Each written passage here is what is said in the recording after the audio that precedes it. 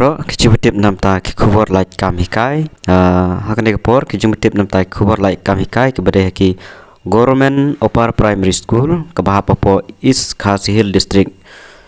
school education officer East Khasi Hill district Shillong kebade po Shillong te kade bi poka East Khasi Hill district ini te ki pus ki balaj hangne ki don kemba khatar teli ai popo East Khasi Hill district jongka UP upper primary school government school magne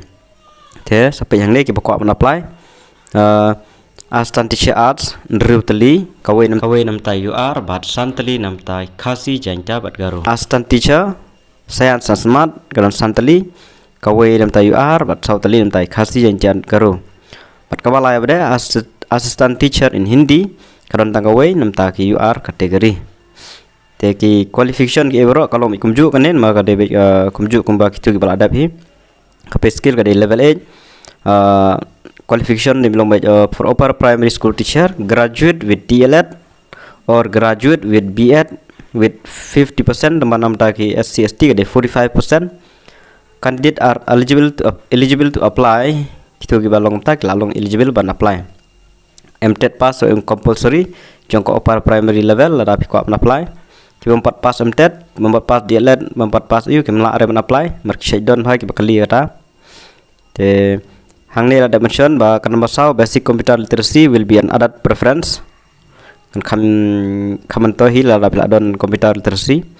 te hangni ada mention bahwa kita pass MTET or RJR there will be now over age but can age relaxation one time age relaxation mark age kan day life new life R plus sun no life new te kan nang ta kita pass RJR kan yo chance application should reach the office of the DSEU East Khasi Hill District Shillong on or before 15 November 2023 baru kini kita khasan trik November kelas 3 tentang ini pihak bandai submit apo DSEU East Khasi Hill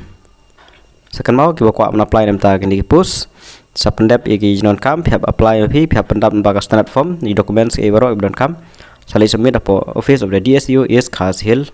Shillong tang ini jemput please bun